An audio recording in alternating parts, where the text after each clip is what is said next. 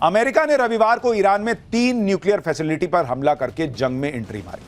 लेकिन अब इस बात को लेकर ही सवाल उठ रहे हैं कि अमेरिकी हमले में ईरान की न्यूक्लियर साइट्स को वाकई इतना नुकसान पहुंचा भी है या नहीं, जितना ट्रंप और अमेरिका क्लेम कर रहे हैं। क्योंकि ट्रंप तो कह रहे हैं कि अमेरिका ने ईरान की सबसे बड़ी न्यूक्लियर साइट फोर्डो समेत 3 न्यूक्लियर साइट्स को पूरी तरह तबाह कर दिया। लेकिन ईरान ने अभी तक नहीं बताया है कि उसकी न्यूक्लियर साइट्स को कितना नुकसान हुआ। इंटरनेशनल एटॉमिक एनर्जी एजेंसी यानी IAEA भी कह रही है कि अभी नुकसान का अंदाजा लगाना मुश्किल है।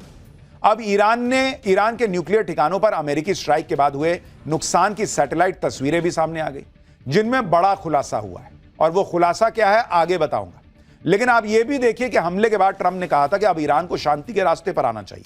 लेकिन ट्रंप ने जैसा सोचा था वैसा होता दिखाई नहीं दे रहा भाई। क्योंकि अमेरिकी हमले के बाद ईरान के सुप्रीम लीडर खामनेई ने कसम खाई है कि वो इजराइल को और सख्त सजा देंगे। ईरान ने ट्रंप को चुनौती दी है कि गैम्बलर ट्रंप ने युद्ध जरूर शुरू किया है, लेकिन इसे खत्म ईरान करेगा। यानी अमेरिका को भी धमकी दे दी गई है।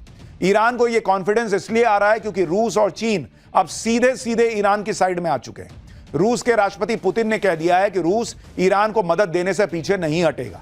चीन ने भी कहा है कि ईरान के न्यूक्लियर ठिकानों पर अमेरिकी हमले के बाद हालात काबू से बाहर जा रहे हैं।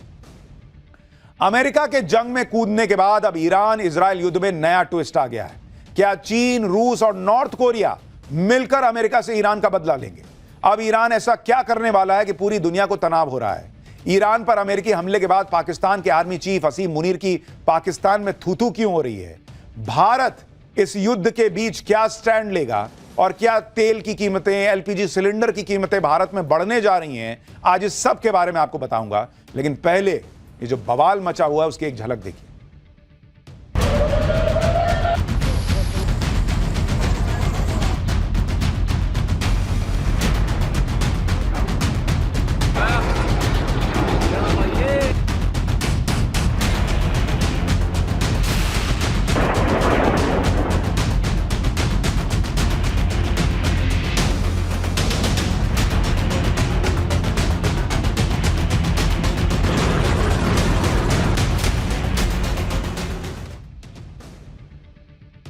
कहां तो ट्रंप सोच रहे थे कि अमेरिका ईरान के न्यूक्लियर ठिकाने उड़ा देगा तो ईरान के होश भी उड़ जाएंगे और वो शांत पड़ जाएगा। ट्रंप ने कहा था कि अब इजराइल बहुत ज्यादा सेफ है। लेकिन अमेरिकी अटैक के बाद ईरान ने इजराइल पर और ज्यादा ताकत से हमले शुरू कर दिए। ईरान ने दावा किया है कि उसके परमाणु ठिकानों पर अमेरिकी हमलों के बाद उसने इजराइल के 5 शहरों को टारगेट किया है। इसमें तेल अवीव भी है। ये हमले 15 बैलिस्टिक मिसाइलों से किए गए हैं। ये आप तस्वीरें देखिए बॉस। ये धुआं आप ईरान में नहीं देख रहे हैं, ये इजराइल में धुआं उठ रहा है। अपने परमाणु ठिकानों पर हमले से बौखलाए ईरान ने पहली बार अपनी खैबर मिसाइल इजराइल पर दाग दी। ईरान ने इसका वीडियो भी जारी किया है और दावा किया है कि खैबर मिसाइल ने इजराइल में भयानक तबाही मचाई है। ये खैबर मिसाइल की तस्वीरें आप देख रहे हैं। यानी ईरान रोज नई नई मिसाइलें दाग रहा है इजराइल के पर। और अमेरिका और ट्रंप सोच रहे थे कि भाई ये तो हमने कर दिया, अब ये खत्म मामला। ईरान कह रहा है कि नहीं भाई, फ्लावर समझे क्या, मैं फायर है। खैबर मिसाइल ईरान की सबसे एडवांस बैलिस्टिक मिसाइल है जिसकी रेंज 2000 किलोमीटर है और यह मिसाइल 1500 किलो से ज्यादा का वॉरहेड ले जा सकती है। ईरान की खैबर मिसाइल के इंपैक्ट का वीडियो भी सामने आया है जो इजराइल के अशदोद शहर में एक कार के डैश कैम में रिकॉर्ड हुआ। इसमें दिखता है कि कैसे मिसाइल एक हाईवे पर आकर गिरती है और तेज धमाका होता है। ईरान का दावा है कि इस मिसाइल अटैक में उसने अशदोद शहर का बिजली स्टेशन उड़ा दिया। जरा एक बार फुल फ्रेम में सुनाइए कैसे धमाका हुआ।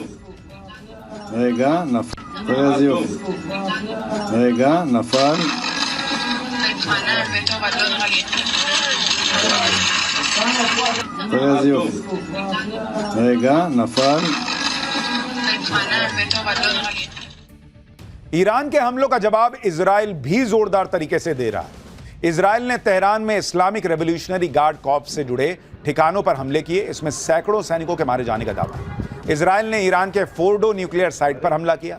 यह हमला उसी जगह किया गया जहां रविवार सुबह अमेरिका ने बस्टर बम गिराए। इजराइल ने ईरान के 6 एयरपोर्ट पर भी ड्रोन से हमला किया। इनमें ईरान के 15 फाइटर जेट और हेलीकॉप्टर नष्ट करने का दावा किया गया है। ईरान ने ईरान की बदनाम एविन जेल पर भी अटैक किया, जिसके बाद का वीडियो आपको दिखा रहा हूं। यह ईरानी मीडिया ने बताया कि यह हमला एक ड्रोन से किया गया हो सकता है। यह जेल दोहरी नागरिकता वाले और पश्चिमी देशों से जुड़े कैदियों को रखने के लिए बदनाम है। जिन्हें ईरान अक्सर पश्चिमी देशों के साथ बातचीत में सौदेबाजी के लिए इस्तेमाल करता है, उस जेल पर भी हमला हो गया है कहा जा रहा है। यानी ईरान भी पूरा जोर लगाए हुए कि नहीं छोड़ूंगा, मार ही दूंगा। इजराइल कह रहा मैं तो छोड़ने के मूड में नहीं हूं, मैं मारूंगा, अब तो अमेरिका मेरे साथ है। मतलब भैया खून खच्चर हो गया है। ईरान पर अटैक के फौरन बाद ट्रंप ने ऐलान कर दिया था कि ईरान के तीनों न्यूक्लियर ठिकाने मिट्टी में मिल चुके हैं। ईरान ने भी माना है कि फोर्डो, इस्फहान और नतांज में उसकी न्यूक्लियर साइट्स पर नुकसान हुआ है। लेकिन ईरान यह भी दावा कर रहा है कि उसका न्यूक्लियर प्रोग्राम नहीं रुकेगा। इसके बाद सवाल उठ रहे हैं कि अमेरिकी हमले ने अपने टारगेट हासिल किए भी हैं या नहीं, क्योंकि अभी तक इस बात की कोई आधिकारिक पुष्टि नहीं हुई है कि ईरान के परमाणु ठिकाने पूरी तरह से नष्ट हो चुके हैं। अब ईरान की सबसे बड़ी न्यूक्लियर साइट फोर्डो की हमले से पहले और बाद की सैटेलाइट इमेजेस आ गई। आपको दोनों तस्वीरें देखनी चाहिए। यह अमेरिकी हमले से पहले 20 जून की सैटेलाइट इमेज आपको दिखा रहा हूं। यह देखिए बाईं तरफ, जो तब की तस्वीर है जब हमला नहीं हुआ था, और न्यूक्लियर फैसिलिटी और आसपास के पहाड़ एकदम सही सलामत दिख रहे हैं। दूसरी सैटेलाइट इमेज कल की है, यानी अमेरिकी हमले के बाद की। अब की जो आप तस्वीर देख रहे हैं, इसमें न्यूक्लियर फैसिलिटी को नुकसान हुआ दिख रहा है। ये सैटेलाइट तस्वीरें मैक्सर ने जारी की हैं। हमले के बाद की तस्वीर में फोर्डो प्लांट के आसपास जमीन धूल और मलबे से ढकी हुई तो दिख रही है, धुआं भी उड़ता दिख रहा है, 6 बड़े बड़े छेद भी दिख रहे हैं, टूटे हुए पहाड़ का मलबा भी दिख रहा है, अंडरग्राउंड फैसिलिटी के एंट्रेंस को नुकसान पहुंचा है, यह भी दिख रहा है। लेकिन एक चीज ध्यान देने वाली है कि सफेद रंग की मेन सपोर्ट बिल्डिंग को कोई नुकसान नहीं हुआ। आप देखिए सफेद बिल्डिंग उसमें भी दिख रही है, इसमें भी दिख रही है। वो हमले से पहले जिस तरह से तस्वीर में थी वैसी ही अब भी दिख रही है। और इसलिए सवाल उठ रहा है कि सही जगह बम गिराया भी अमेरिका ने या नहीं। अमेरिका दावा कर रहा है कि उसने ईरान की न्यूक्लियर साइट्स को पूरी तरह तबाह कर दिया, लेकिन अब अमेरिका के इस दावे पर सवाल उठ रहा है, क्योंकि अब मैक्सर की ही एक और सैटेलाइट इमेज आई है। इसमें 19 जून की तस्वीरें दिख रही हैं। यह तस्वीर आप देखिए, यह 19 जून की सैटेलाइट तस्वीर है, जिसमें अमेरिका के हमले से 2 दिन पहले फोर्डो न्यूक्लियर फैसिलिटी के बाहर 16 ट्रक एक लाइन से खड़े दिख रहे हैं। दावा किया जा रहा है कि ईरान ने अमेरिका के हमले से पहले ही यूरेनियम और जरूरी डिवाइसेस सुरक्षित जगह पर शिफ्ट कर ली थी। ईरान के सरकारी चैनल ने भी दावा किया है कि ईरान ने अपनी तीनों न्यूक्लियर साइट से यूरेनियम पहले ही सेफ जगह पहुंचा दिया था। यानी ईरान के हिसाब से अमेरिका कितना भी उछल ले, सच यह है ईरान के हिसाब से कि भाई उसने अपना पहले यूरेनियम निकाल लिया 400 किलो के आसपास। तो भैया क्या नुकसान हुआ? यानी ट्रंप जो है वो अपनी पीठ थपथपा रहे हैं, लेकिन वो नुकसान हुआ कहां, ये सवाल उठने लगा है। भाई ये ट्रक खड़े हैं 2 दिन पहले, आप देखिए ना। जाने माने मिलिट्री हिस्टोरियन टॉम कूपर ने भी दावा किया है। उनका कहना है कि अमेरिकी स्ट्राइक से 2 दिन पहले ही ईरान ने तीनों न्यूक्लियर साइट्स खाली कर दी थी, यूरेनियम और जरूरी सामान वहां से हटा लिया था, न्यूक्लियर फैसिलिटी की एंट्री को ईंट पत्थर से भर दिया था। और इसका मतलब यह है कि अमेरिका ने जो भी टारगेट किया है उससे ईरान के न्यूक्लियर प्लान को कोई नुकसान नहीं हुआ है। अमेरिका ने जहां बम गिराए हैं वो पहाड़ पर करीब 960 मीटर ऊंचाई पर गिरे हैं। यह ऊंचाई बहुत ज्यादा है, इतनी ऊंचाई से बंकर बस्टर भी न्यूक्लियर फैसिलिटी को बहुत ज्यादा नुकसान नहीं पहुंचा पाया होगा। यानी अमेरिका जो दावा कर रहा है उस पर दुनिया सवाल खड़े कर रही है। अमेरिका का दावा है कि उसने नतांज और इस्फहान न्यूक्लियर फैसिलिटी को भी बर्बाद कर दिया, लेकिन टॉम कूपर ने कहा है कि अगर इस बात में सच्चाई है तो फिर नतांज पर अमेरिका को 2-2 बार हमला क्यों करना पड़ा।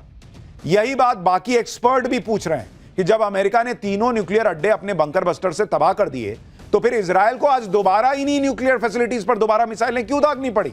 इसका मतलब झोल है। तुम दुनिया को कह तो रहे हो कि हमने मार दिया, और किस मुंह से बोलोगे कि भाई नहीं कर पाए? क्योंकि 37 घंटे इनका प्लेन उड़ा, गया, फोड़ा, आया, अमेरिका युद्ध में कूद गया है, यह सबको पता चल गया। और उसके बाद पता चलेगा कि वहां तो बम ही नहीं था, तो अमेरिका की और थू थू होगी। लेकिन दुनिया तो थू थू कर ही रही है भाई, कि ट्रंप का बड़बोलापन है क्या कि ईरान में वहां पर बोल रहे हैं सब कर दिया लेकिन काम हुआ नहीं। इजराइल ईरान युद्ध में अमेरिका के कूदने के बाद अब वर्ल्ड वॉर का खतरा हालांकि बढ़ गया है। एक तरफ इजराइल के साथ सुपर पावर अमेरिका है, तो अब 2 मजबूत देश रूस और चीन मिलकर ईरान का साथ देने को तैयार हो गए। दूसरी तरफ नॉर्थ कोरिया ने भी कह दिया है, वो जो सन की तानाशाह है किम जोंग उन, कि अमेरिका बहुत गलत किया है, ये नहीं होना चाहिए था। जो संयुक्त राष्ट्र में अमेरिका के खिलाफ एक प्रस्ताव लेकर आए हैं रूस, चीन वगैरह, जिसमें अमेरिका की ईरान पर की गई कार्रवाई का खुलकर विरोध हुआ है।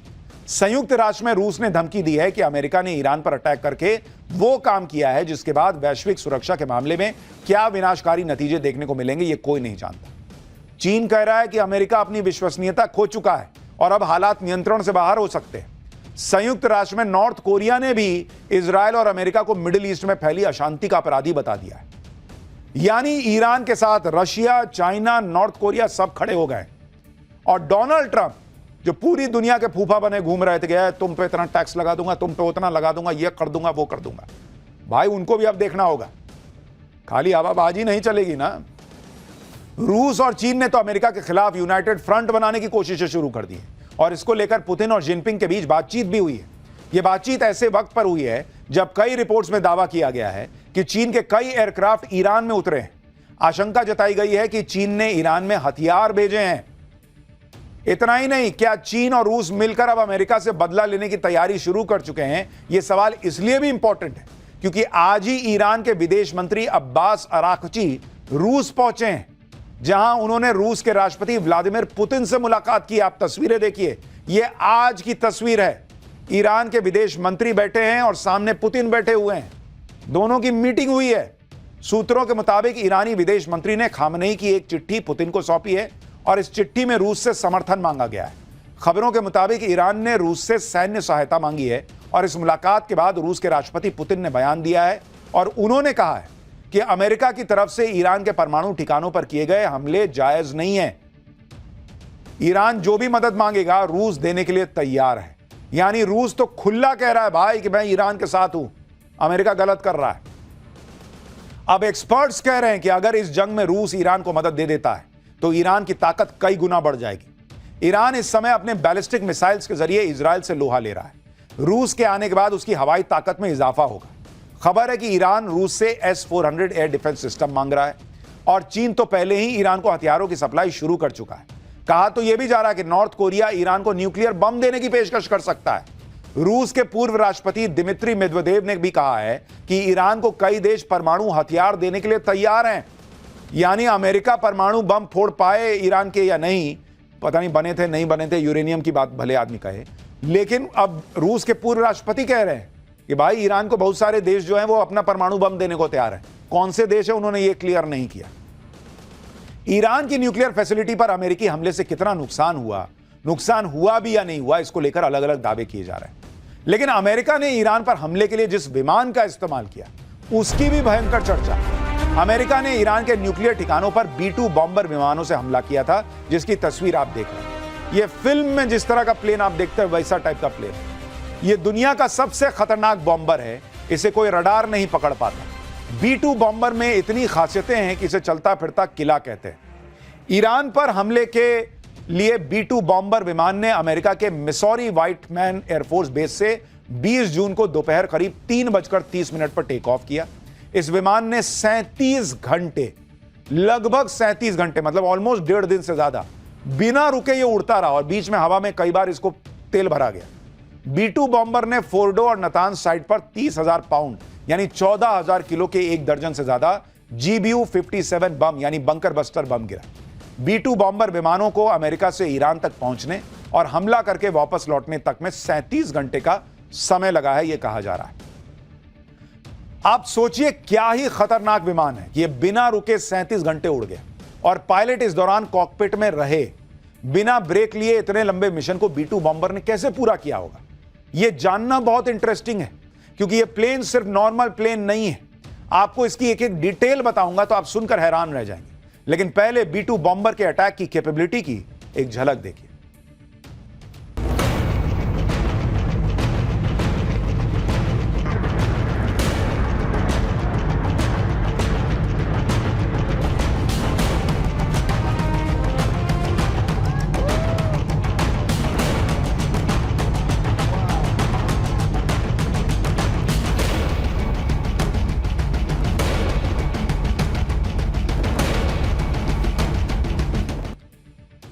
इस प्लेन को अगर आप देखिए तो ऐसा लगता है जैसे चील नहीं उड़ता है, वैसे टाइप का, देखिए वैसा ही लग रहा है, ईगल टाइप। B-2 बॉम्बर इतना खतरनाक है कि अमेरिका ने इसे किसी देश को दिया ही नहीं।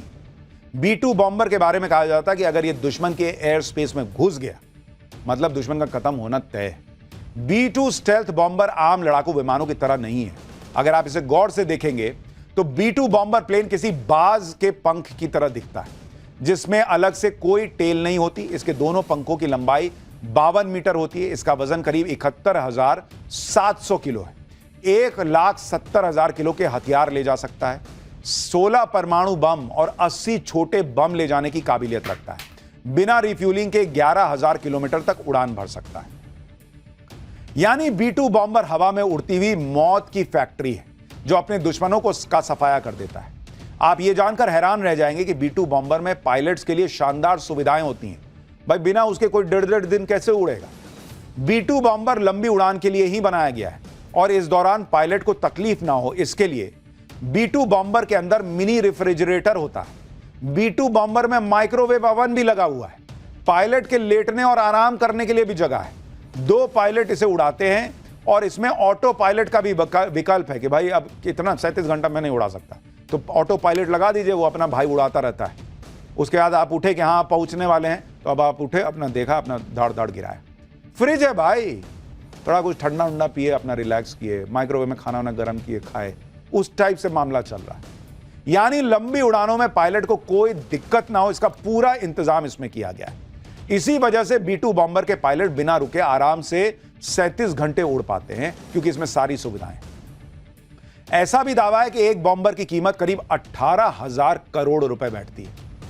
अमेरिका की एंट्री के बाद इजरायल और ईरान जंग के जल्दी खत्म होने की उम्मीद कम होती जा रही है। इजरायल लगातार ईरान पर हमले कर रहा है, ईरान भी पलटवार कर रहा है। इजरायल को अमेरिका का समर्थन है और ताकत के मामले में ईरान इन दोनों के सामने नहीं टिकता। इसलिए ईरान ने अब ऐसा फैसला किया है जिससे दुनिया पर बहुत बड़ा संकट आ सकता है। जिस तरह ट्रंप हर जंग को ट्रेड से सुलझाने का दावा करते हैं और बात बात पर ट्रेड की चर्चा करते हैं, अब ईरान ने उसी ट्रेड को अपना हथियार बना लिया है। ट्रंप के ट्रेड से दुनिया पर असर पड़े ना पड़े, लेकिन ईरान की ट्रेड वॉर से दुनिया हैरान परेशान हो जाएगी। ईरान दुनिया का एक बड़ा ऑयल प्रोड्यूसर देश तो है ही। ईरान समेत कई खाड़ी देशों का क्रूड ऑयल जिस स्ट्रेट ऑफ हॉर्मूज के रास्ते से होकर अलग अलग देशों तक जाता है, उसे अब ईरान बंद करने की धमकी दे रहा है। ईरान की संसद में स्ट्रेट ऑफ हॉर्मूज बंद करने का प्रस्ताव पेश हुआ। ईरान की संसद ने स्ट्रेट ऑफ हॉर्मूज बंद करने को मंजूरी दे दी है। आखिरी फैसला ईरान की सुप्रीम नेशनल सिक्योरिटी काउंसिल को करना है। अगर ईरान ने स्ट्रेट ऑफ हॉर्मूज को बंद कर दिया तो दुनिया में तेल की कीमतें बढ़ जाएंगी, तेल संकट पैदा हो जाएगा। ईरान के इस फैसले ने अभी से दुनिया में हलचल मचा दी, क्योंकि इससे सिर्फ ईरान ही नहीं बल्कि 5 दूसरे खाड़ी देशों का ऑयल ट्रांसपोर्ट भी ठप पड़ सकता है और इसका असर चीन, जापान, अमेरिका के साथ भारत पर भी पड़ सकता है। हालांकि पीएम मोदी ने पहले से ही इस संकट से निपटने का प्लान तैयार किया है। आपको इन सब के बारे में डिटेल से बताता हूं। दुनिया में सबसे ज्यादा कच्चे तेल का उत्पादन खाड़ी देशों में होता है और खाड़ी देशों का कच्चा तेल इसी स्ट्रेट ऑफ हॉर्मूज से होकर दुनिया में सप्लाई होता है। आप स्ट्रेट ऑफ हॉर्मूज की लोकेशन देखिए, आप देख रहे हैं कैसी संकरी सी गली है और यह बहुत महत्वपूर्ण है। स्ट्रेट ऑफ हॉर्मूज के उत्तर में ईरान है और दक्षिण में ओमान है। दोनों देशों के बीच संकरे से समुद्री रूट को स्ट्रेट ऑफ हॉर्मूज कहा जाता है। Straight of Hormuz Persian gulf को अरब सागर से जोड़ता है और यह मात्र 33 किलोमीटर चौड़ा हिस्सा है। आप देखिए वो जो छोटा सा आप चुन्नू सा हिस्सा देख रहे हैं वो 33 किलोमीटर चौड़ा है। यहां पर शिपिंग लेन सिर्फ 3 किलोमीटर चौड़ी है, यानी 33 किलोमीटर का एरिया है और चौड़ाई जो है वो 3 किलोमीटर की है। स्ट्रेट ऑफ हॉर्मूज को ग्लोबल ऑयल ट्रांसपोर्ट रूट का चिकन नेक भी कह सकते हैं।